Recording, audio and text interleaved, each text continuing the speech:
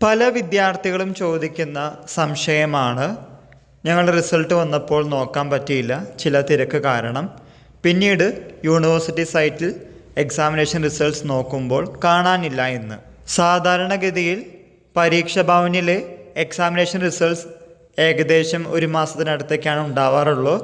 അതിനുശേഷം പുതിയ updates, examination updates വരുമ്പോൾ നമ്മുടെ ഔട്ട്ഡേറ്റഡ് ആവും. പിന്നീട് നമ്മൾ നോക്കുമ്പോൾ ചെക്ക് ചെയ്യുമ്പോൾ കാണാൻ പറ്റണമെന്നില്ല.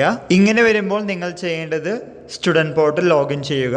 അതിന് വേണ്ടത് ഇമെയിൽ ഐ ഡിയും പാസ്വേഡുമാണ്. സ്റ്റുഡൻറ്റ് പോർട്ടലിൽ സൈനപ്പ് ചെയ്യുമ്പോൾ ഇങ്ങനെയുള്ളൊരു ഇൻ്റർഫേസ് കാണും. അതിൽ എക്സാമിനേഷൻ റിസൾട്ട്സ് ക്ലിക്ക് ചെയ്യുക. ഏത് സെമസ്റ്റർ റിസൾട്ടാണോ നിങ്ങൾക്ക് അറിയേണ്ടതെങ്കിൽ അതും കൂടി ക്ലിക്ക് ചെയ്ത ശേഷം നിങ്ങളുടെ അപ്ഡേറ്റഡ് ആയിട്ടുള്ള റിസൾട്ടുകളൊക്കെ നമുക്ക് കാണാൻ സാധിക്കും.